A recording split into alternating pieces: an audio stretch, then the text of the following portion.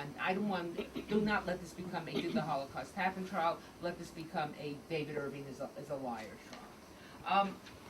From that flowed one of our tactics, our main tactic, and that was, or strategic decision, and that was not to call survivors as witnesses. And there were many survivors who came forward who were very insulted that they weren't called. They thought I was dismissing them or something like that. But the fact of the matter, with two reasons why we didn't call survivors as witnesses. First of all, from a forensic perspective, it would have been to suggest that we needed witnesses of fact, because a survivor would have been a witness of fact to say, I was there, I saw this, that, and other. Now, the fact of the matter is, there are very few survivors alive to testify to what David Irving denies. There were very few survivors alive at the end of the war to testify to what Irving denies, and that is gas chambers, etc., because most of the people who saw the gas chambers, of course, didn't survive to talk about them. There's a few who did, and we used their testimony in our expert reports. But it would have been to suggest we needed witnesses of fact to testify that this had happened. B, David Irving was acting as a litigant in person. He was representing himself. He was pro se. And that meant he would have been the one to cross-examine the witnesses. And we didn't think it was really ethical to put someone in the witness stand to be cross-examined by someone, or to be cross-examined by someone, because we were one of our witnesses, whose only objective was humiliation. Objective was not to get the truth and not to get the facts, but simply to humiliate. And we didn't think that that was fair and right to do, particularly to a survivor of the Holocaust. Instead, we decided to rely on historians and experts. We put together literally a dream team of historians. And in fact, they're so good that of the 5 historians, they wrote reports for the court. 3 of those reports have now already been published as books. Our lead historical witness was Richard Evans from Cambridge University, and his report has been published as Lying About Hitler. By the way, all these reports are also available on the web, on the internet, at www.hdot, which stands for Holocaust Denial on Trial.org, O-R-G, hdot.org.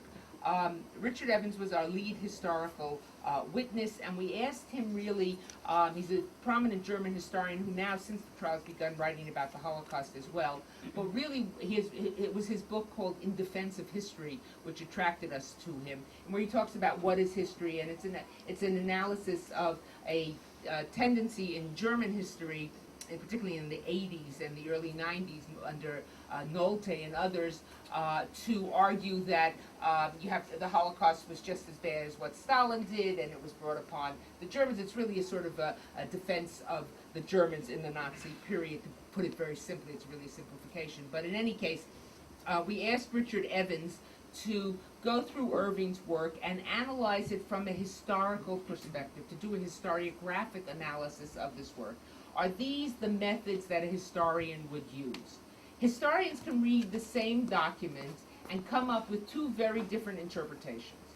And that doesn't mean that either one is lying or either one is manipulating what it says in the document. They see it in different contexts. That's how history is written, and eventually a consensus emerges, and sometimes that consensus may change over the course of time with the emergence of other documents. But we were looking at, when Evans began to look at Irving, he found that this was much more than simply a different opinion. What it was is that in every single instance that he looked at Irving's use of historical documents, he found either a complete fabrication, partial quotation, reversal of what happened, moving one thing from one day to another so it changed the context, adding a word, subtracting a word, adding a person in a meeting, leaving a person out, which totally changed what happened. Let me give you an example of some of Evans' findings. One of the I think most dramatic was his report of a meeting that took place in April 1943 between Horthy, the head of the then head of the Hungarian government, with Hitler and Ribbentrop. It was a 2-day meeting, April 16th and 17th, 1943.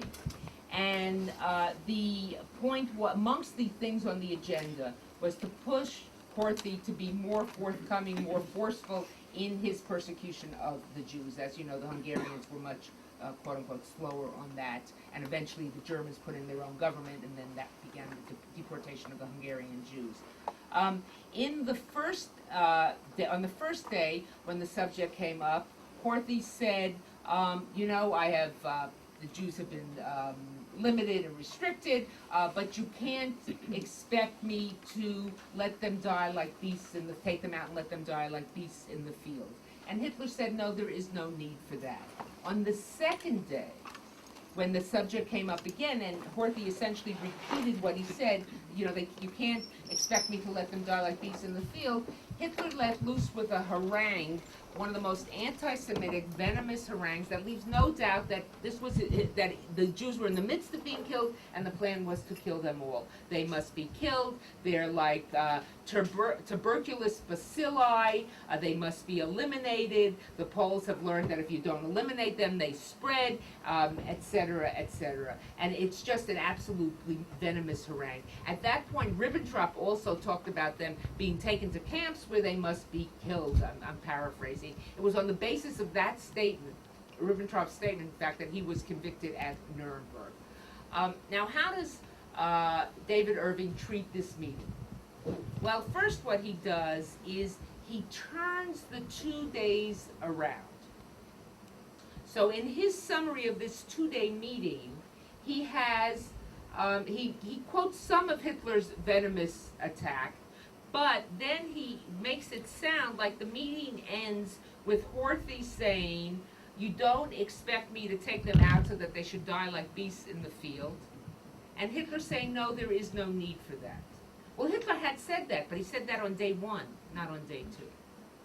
So it gives the reader the impression that Hitler's saying, no, there's no need for that.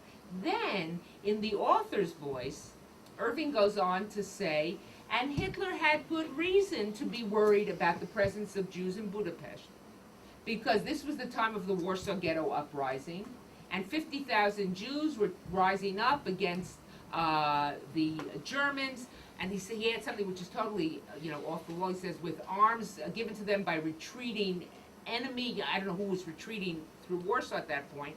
But he justifies that Hitler's concerns on the basis of the Warsaw Ghetto Uprising. Well, you have to be a specialist in the Warsaw Ghetto Uprising to know that it started on the 19th. This meeting was on the 16th and 17th. So, I mean, that's a very easy one to slip by most even Holocaust historians. Because, mid-April 43, you don't remember the precise day, or maybe, it's the 10th, but whether it's the 17th, 18th, 19th. But certainly, even the educated reader would miss that. And of course, it's not 50,000 Jews, it's at most 1,000 Jews who take part, if that many take part in the Warsaw Ghetto Uprising, and the arms they have are pathetic. But the point is, what he's done is switch the 2 days, giving the reader a very different sense of the meeting. Now, you could say, well, yes, you switch the 2 days. Even when I'm doing my book now, I'm checking the copy editing now. And I see where I've made mistakes, where I put quotes in the wrong place, where in one edition in one version after another version, it's gone through so much cutting and pasting that especially now with computers, things get moved, et cetera, et cetera. But the problem for Irving was that we checked over 30 different instances of this exculpation of Hitler, exoneration of the Nazis, and it always moved in the same direction. So you couldn't claim mistakes, because if it's a mistake, someday, in some instances, will vindicate the Nazis, and some instances will criticize them or hold them, castigate them. But every mistake we found always worked in the direction of the vindication of the Nazis, the exculpation of Hitler, and blaming the Jews for things that went wrong with them. Let me give you another example of example of a twist that Irving does in terms of the history. There was an American judge at Nuremberg, Judge Francis Biddle. He was our Attorney General, and he went to Nuremberg as one of the judges. Now, there was a witness at Nuremberg, a French Catholic woman, who was in Birkenau because she was a member of the French resistance, and she was placed in Birkenau. A very prominent woman. She and her husband had been editors of a newspaper, a left-wing socialist communist newspaper in France, in Paris. And from her window, she could see the women's death barracks, which was one of the barracks from which women who were destined for the gas chambers were held until there were quote-unquote enough that's to keep the gas chamber for them to run it efficiently. The more people you put in it, the faster people died, the less fuel had to be used. So from the Germans' perspective, you wanted to have enough people to make it worthwhile. I mean, it's weird to be talking, very strange to be talking in those terms, but that's the terms you have to use. So she testified at Nuremberg about Birkenau. And in her testimony, she talked about various things at Birkenau, the beatings, the dogs, and then at one point she says there was a barracks at Birkenau that was used as a brothel for capos and SS men. Then she goes on to say this was the situation at all the other camps. That's in her testimony. If you go go online, you can see the Nuremberg testimony, and that's in her testimony. Now, Judge Biddle, every night, it was his practice to go home and summarize the day's testimony for his diary. And whether he worked from the transcripts or he worked from memory or from his notes, I don't know. We don't know.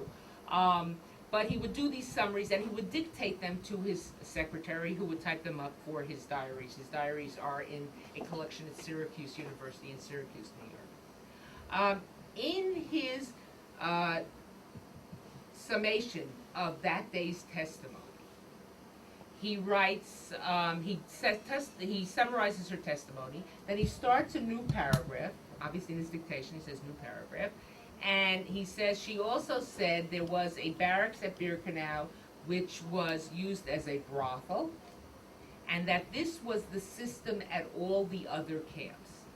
And then he dictates, open parentheses, this I doubt, close parentheses. So it's a new paragraph and it's a parenthetical statement.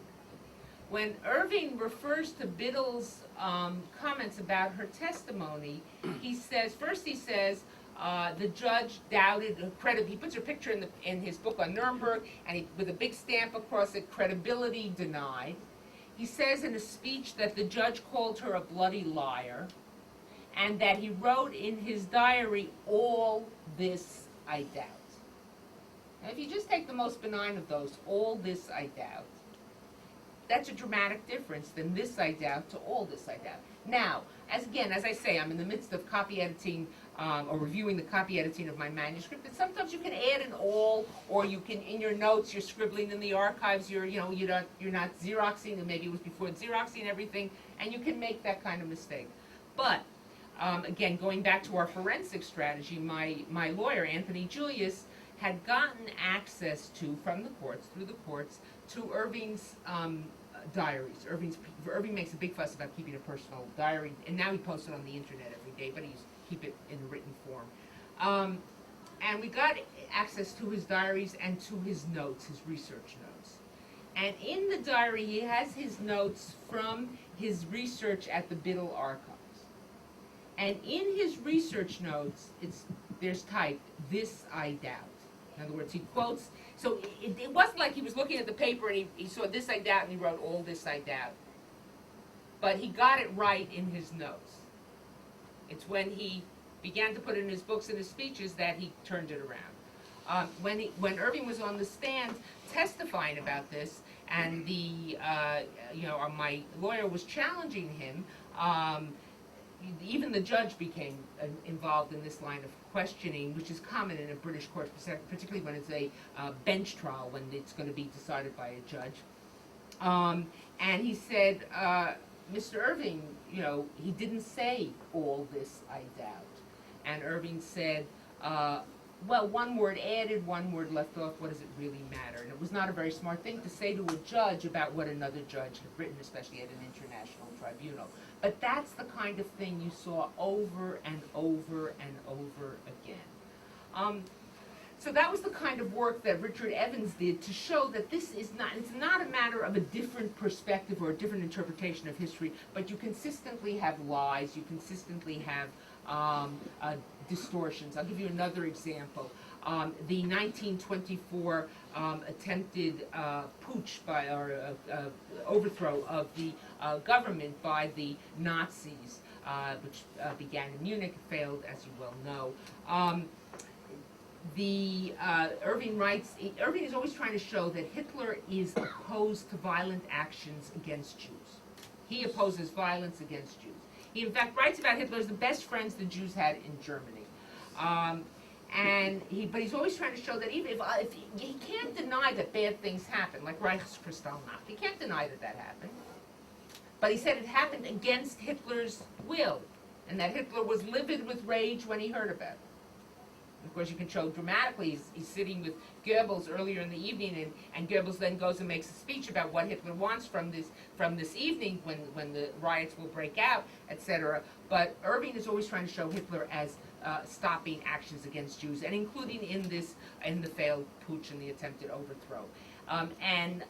He goes to the trial of Hitler, to the transcript of the trial, and he says that a police sergeant testified that Hitler berated a lieutenant who was brought to him, a former member of the army, of the German army, and who came to him, berated him for having attacked a Jewish delicatessen and ransacked a Jewish delicatessen in Munich. And Hitler berated him, and then Irving says Göring goggled at this exchange, obviously trying to imply that Göring was shocked that Hitler would berate this lieutenant for attacking a Jewish delicatessen. That even Göring was shocked at how strong stance Hitler took against this lieutenant. And it says Hitler sent for the lieutenant and had him brought there and berated him for attacking the delicatessen. Well, if you go and look at the transcript of Hitler's trial, which of course was a sham, as we know, and he used it really as a time to expound on his views, and then he used his time in so-called jail to write Mein Kampf. But in any case, if you go and look at the transcript of the trial, first of all, Hitler didn't send for this lieutenant, bring me this lieutenant so I can berate him, and he says he threw him out of the party. The lieutenant happened to be standing there. There had been an earlier raid by members of the party on a Jewish delicatessen, and Hitler had led by this lieutenant, and Hitler did throw the lieutenant out of the party at this moment. Why? Because when the lieutenant led the raid, he took off his Nazi party insignia, so the party wouldn't be held responsible. And Hitler thought this was the height of cowardice. You don't take off your insignia. So he threw him out of the party for taking off the insignia. He didn't send for him and say, come. He was there. It didn't happen that night, during the putsch, etc. And when you look at the testimony from the trial, there's no mention of Göring being there. There's absolutely no mention of his being there. So my lawyer asked Irving on the stand, Mr. Irving, how do you know Göring was there? Much less that he goggled at this, in shock at this exchange. And he said, oh, that's author's license. So he was continuously left, the truth of the matter is, he was left looking very pathetic. He was really left looking pathetic in that sense. And this happened over and over again. We had other experts who did equally important work. Robert Jan van Pelt, who has published his report for the trial called The Case for Auschwitz, also available on the net, but published in a very fine edition by University of Indiana Press, and which he dissects all of Irving's arguments about Auschwitz and shows how they're based on lies over and over again. And there were some very moving moments when Professor Van Pelt was on the stand. At one point, Irving argued that Van Pelt had said that approximately 500,000 people were put to death, were murdered in Crema 2. If you've been to Birkenau, that's the crematoria that you can see with the smashed roof. You can sort of still see the smashed roof, pancake roof. On which for some absurd reason, on the March of the Living, the leaders of the March of the Living used that roof as a podium on which to stand to cheer on the children. It is a outrageous and audacious and stupid event, and most of the people on that roof are Israelis. So I say that, and it's just awful. It's just awful, because this is a historical site. It's a site for us, particularly, as it's a Makom Kadosh, how many Jews were murdered in that site, died in that site, killed in that site. Anyway, that's so if any of you have any contacts or if the press is here, feel free to quote me on that. And I'll elaborate. I'll be happy to elaborate. In any case, in that crematorium was designed as a crematorium, not as a gas chamber. The gas chambers were added after the building had begun to be built. So the gas chambers were on the bottom in the basement, and the crematorium, the ovens were up top. The bodies had, when additional crematoria were built in Birkenau, they were all built on one floor, which was much more, again, in big quotation marks, efficient from the Nazi German perspective. But in this building, the bodies had to be brought. There were a couple of gas chambers on the bottom floor. The bodies were loaded onto an elevator by the Sonderkommandos and then brought upstairs to the ovens where they were put in the ovens and burned and cremated. So Irving says, aha, Professor von Pelt, one elevator to carry 500,000 bodies, it's impossible. And so he said, and von Pelt said, well, I don't think it's impossible at all. And he said, for me, do some back-of-the-envelope calculations to prove that it's possible. And von Pelt says, I don't do back-of-the-envelope calculations. And Irving pushed him. The judge didn't stop him, so von Pelt, as a witness, had to do that. So he stood there in the courtroom, and in a very, very fine forensic display of a witness, answering what we would say, yashar v'la'inyan, just the facts, no more. He figured, he estimated what the bodies would weigh, what the heaviest body might weigh and what the lightest body might weigh, how many bodies you could get on the elevator, how long it would take to take the elevator up. And then Irving says, well, if you put 20 bodies on the elevator, the doors wouldn't close. And von Pelt says, there were no doors.